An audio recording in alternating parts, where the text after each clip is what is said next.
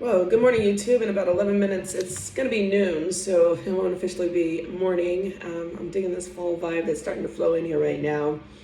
But one of the things that I realized, because, I'm coming from a spiritual perspective, as far as like the kingdom and everything.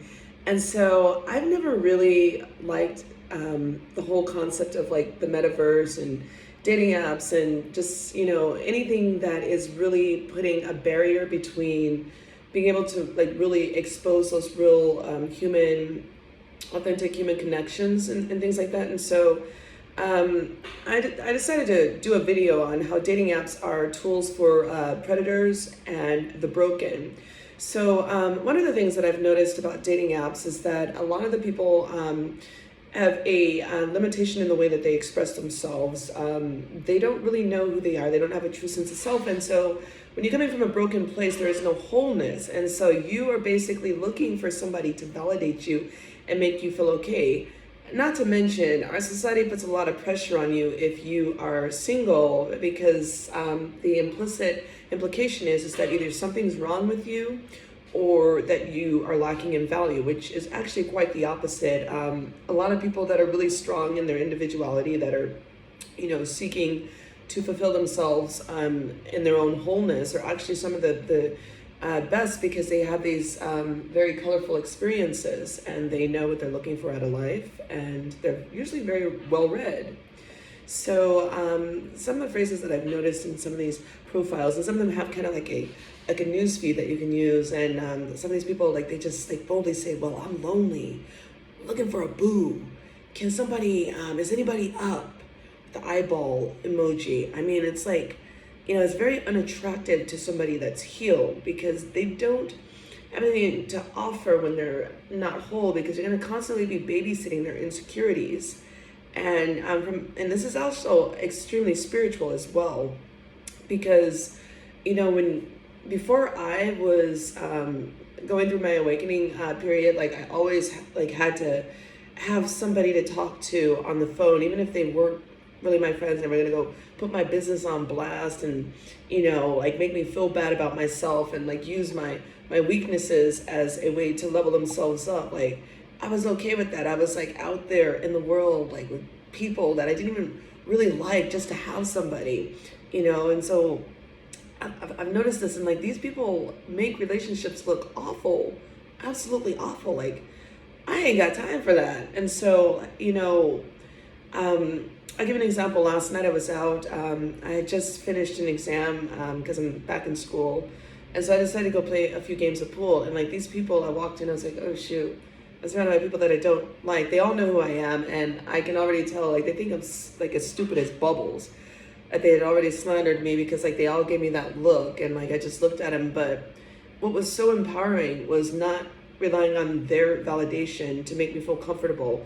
I came with a specific thing to do, and that was to play a few games of pool and then go for a walk and then go home and prepare for work, get up and enjoy this beautiful day. Of course, every morning I get up, I thank God, because God is in everything. I'm learning more and more to surrender all of everything before I make a move, before I make any decisions, to surrender that all to God.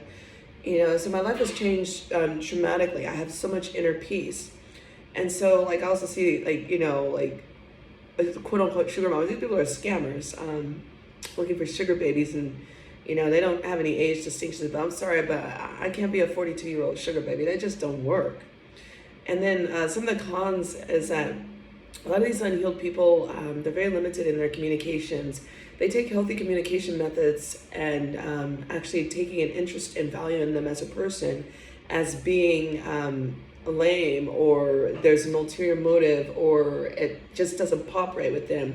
Now, I admit, when I was like extremely broken, like I would have gotten bored too with somebody that was like genuine. And so when you are healed, you don't even take this personally. I probably was on there for about 2 days because I just wanted to see. Like I already know that, this is going to be a failed project, but it was still interesting just to see. So I'm sticking with God's timing. I'm not going on there and then a lot of like fleshy, like if you're showing off like everything, as if you're marketing your flesh as a commodity. That's just not a good look either. No judgment, but I'm beyond that. I'm beyond the flattery, the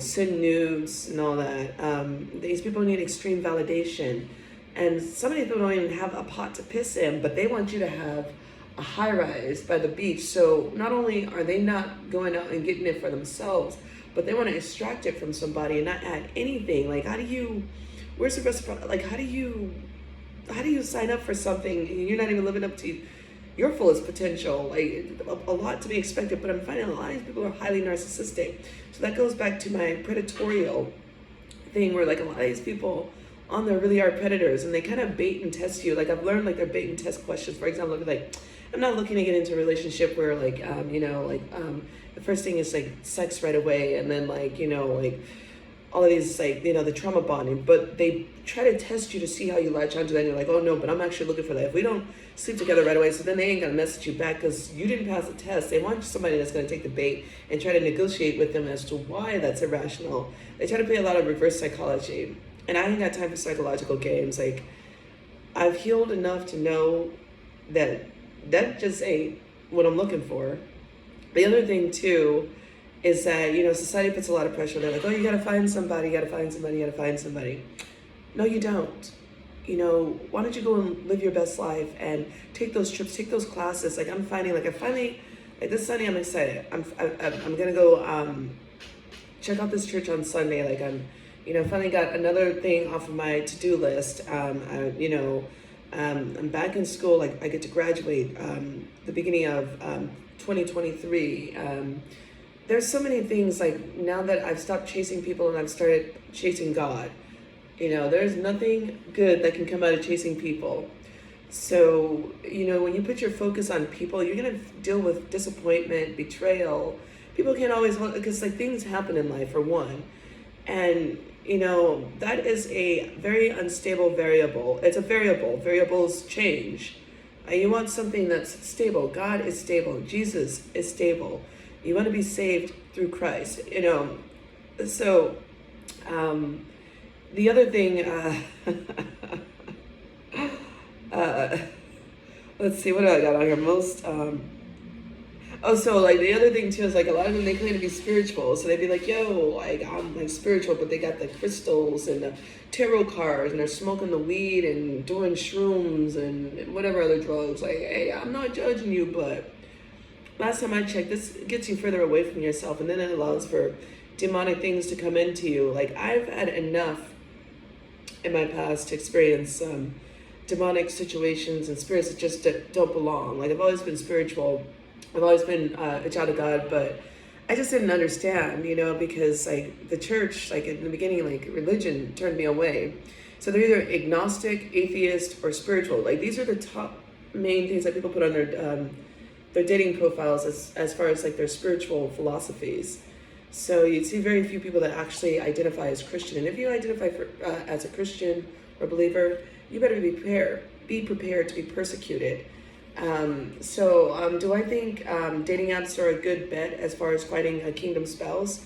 Unless God led you there, which I'm going to say is more of the devil's playground, just wait on God. And with that said, I'm out, and it's been nice talking to you guys. Cheers.